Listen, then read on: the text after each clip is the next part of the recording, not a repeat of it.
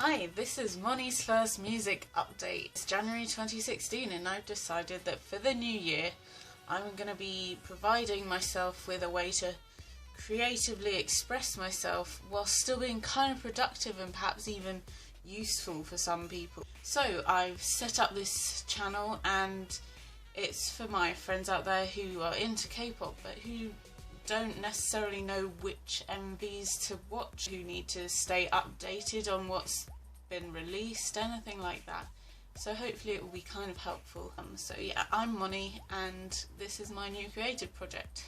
So because it's the first one, I'm going to do a general overview of a few tracks that I think are notable for January 2016 and we'll see how we go from there. Maybe it will be a weekly segment.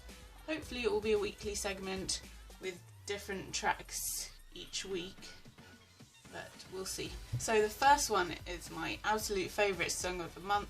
It was such a great release and it is Dalshabet's Someone Like You. This song was really such a great release. Like, January is Dalshabet's month. They always release good tracks in January. They debuted in January in 2011 and they had one of their best songs, BBB, was released in January. It's just such a Dalshabet month and they totally blew me away with this new comeback in spite of the fact that they were down 2 members because Kyungri and Sunyoul have left the group, sadly, especially because Kyungri was such an amazing rapper.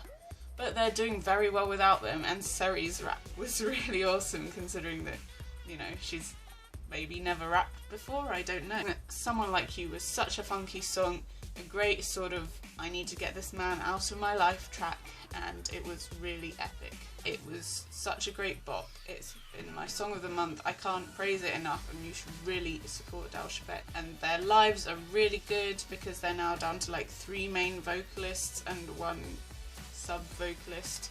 And Young as the sub-vocalist is doing better than she's ever done before in the history of Dalshabet.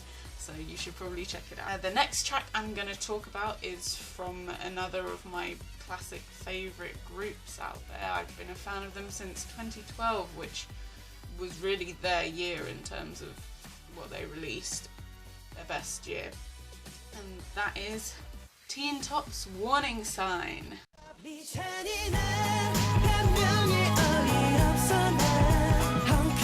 So this song I thought was really kind of like their Dongsen group 100% in terms of style, because they kind of went darker and more sexy, and it was really nicely done actually. It was really smooth. I liked the way that they just picked out a few colours in the music video and the rest was black and white.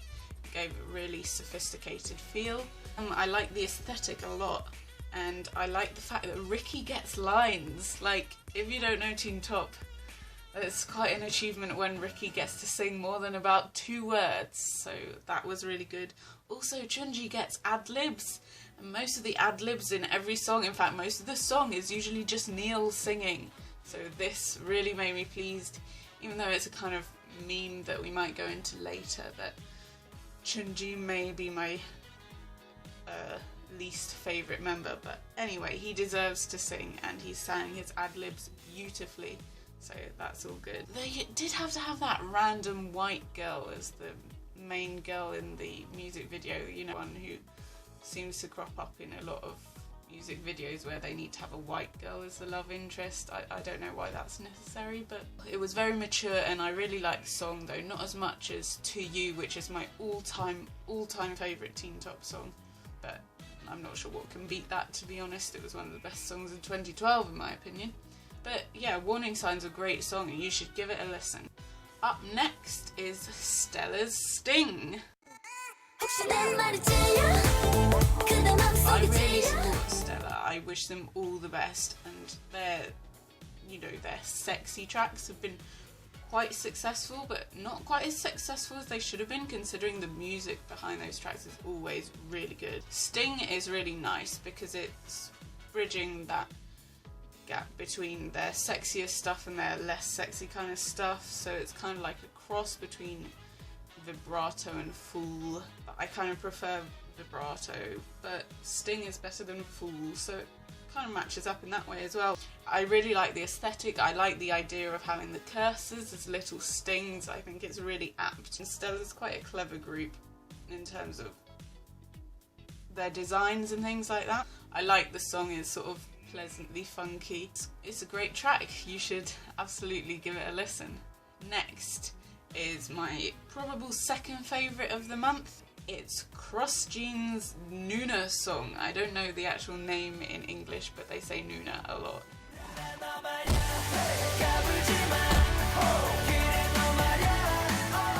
So Cross Jean have been releasing a lot of material that's kind of been going under the radar a lot, even though their songs are really good, from like La Di Da in 2012, and then I really enjoyed their $1 Billion music video in 2014, I think it was. And they released like really quite high quality music videos for a band that doesn't get that much recognition. So I feel like they really earned it. This song is really good. It's really catchy.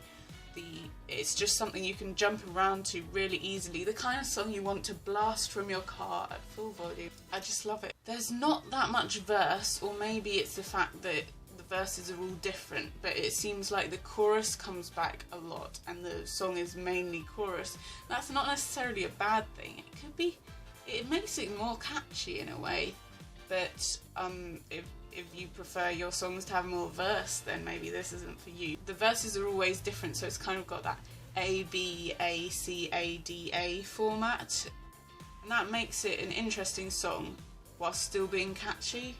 So, and they all look spiffing in the music video, they all look really good. So you should check out Cross Jean and support them because they've deserved it. They've worked so hard for so long without very much recognition. The music video doesn't really match the song in terms of the style, but I quite like it because the music video is sort of on this quest and punching things and everything like that, and the song itself is like so they don't quite match up, but I quite like it because the usual music videos that go with that kind of song are a bit I don't know, too jolly perhaps. Anyway, I thought it was a really good deal from Cross Jean this month, so you should check it out. The final release in January that I'm going to talk about today is The Legend's Crush on You.